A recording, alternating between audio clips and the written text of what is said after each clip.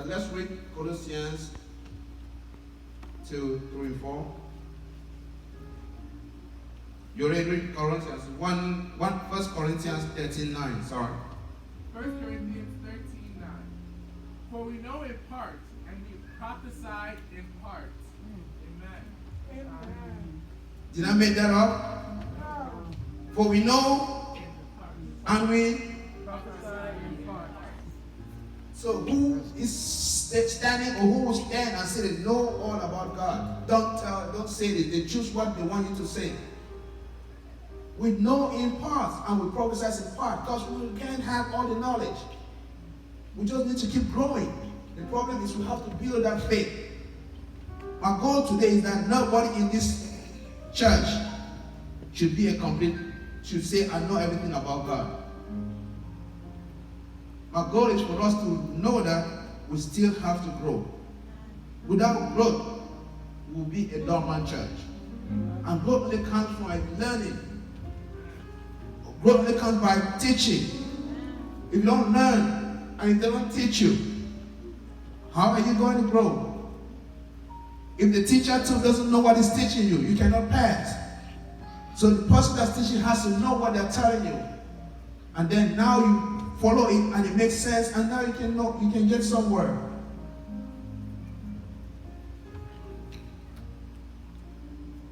However, having knowledge, ascending to the knowledge, doesn't mean the person has faith in Christ. The example is like the devil. They give the example of the devil. The devil knows about Christ. The devil has a lot of knowledge about Christ. If you remember in the Word of God, Jesus met a very, very strong man. He had all his chains, people were afraid of him.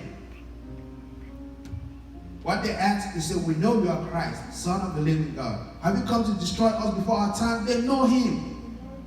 So because you know that there's somebody called Jesus Christ, don't mean you have a relationship with him. Because you know that there's somebody called Jesus Christ, don't mean you know who the Christ is.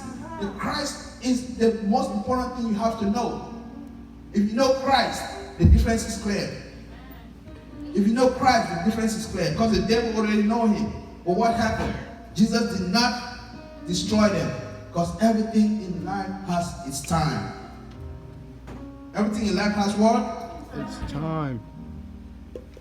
As I'm standing here, there's something I'm going to say that will shake some people and make some people feel bad. But that is not my problem. You feel bad, you know the truth, that's what really matters. Because if you don't say the truth, then you're wasting your time. Everybody hold their Bible and open to us the book of Revelation 20, verse 1 to 3. I want us to read it as the mass choir. Revelation 20, verse 1 to 3.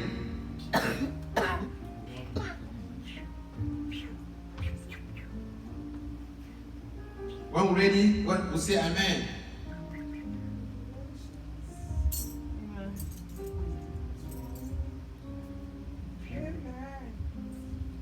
Is everybody ready? Let's read it like a mass choir. An angel come down from heaven, having the key of the bottomless pit, and a great chain in his hand. And he laid hold on the dragon, the old serpent, which is the devil, and Satan, and bound him 1,000 years, and cast him into the bottomless pit, and shut him up, and set a seal upon him, that he should deceive the nations no more, till the thousands of years should be fulfilled. And after that, he must be loosed a little season. Praise the Lord. The why I say we should read as a mass choir, because a lot of us believe something different. You see, a man of God will come and bind the devil and cast him into the bottomless pit. Does the Bible teach that? Is that what the Bible just said? No, the Bible did not say a man of God will bind the devil and cast him into the bottomless pit. Jesus never bind the devil and cast him into the bottomless pit. Remember the demons asked Jesus, have you come to destroy us before our time? He said, what do you want me to do? Send us to the pigs. Because it was not their time yet. The devil roams around like a roaring lion looking for who to devour. So if you already bind him and cast him to the bottomless pit, where will he be roaming around again?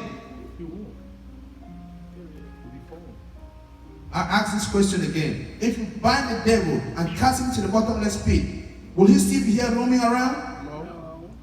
So the devil will be roaming around until the angel will come, bind him. Is that what the Bible said? Cast him into the bottomless pit and put a seal on it. That's how he will not be on earth again when Jesus will be rolling. Does that make sense? Are we on the same page? Is somebody mad at me? Is everybody happy with me? I have to check. Is everybody still sitting down here? Okay. Let's go to the book of Matthew chapter 2 verse 29. Matthew chapter 8, verse 29. Sorry, 8. Thank you. And suddenly they cried out, saying, "What have we to do with you, Jesus, you Son of God? Have you come here to torment us before the time?" Amen. Amen. Before they. Time. Okay. James 2:19. James chapter 2, verse 19. You believe that there is no God. You do well. Even the demons believe and tremble. Amen. Even the demons believe and Tremble. do they have faith in Christ? No. But they believe that He is Christ. So the difference between the demons and people that are Christians is because it's just the faith. Because they all know Christ. They all know Jesus. Some believe that He is the Christ. Some don't believe He is Christ. So that's the difference is clear. If we take that for granted, then we're wasting our times. The most important thing we need is knowledge. My people perish for lack of knowledge. My people perish for lack of knowledge. And it don't matter how much knowledge you have to exercise it. Thirdly, faith contains the element of trust. To have faith in Jesus means to trust Him. To have faith in Jesus means to rely on Him and resign oneself to Him. How many of us have resigned ourselves to Christ? You see somebody say, "Since I gave my life to Christ, I've been somebody else. Since I gave my life to Christ, I've been this, I've been that. I don't do this, I don't do that." I have a question. The Bible says, from Adam to Moses,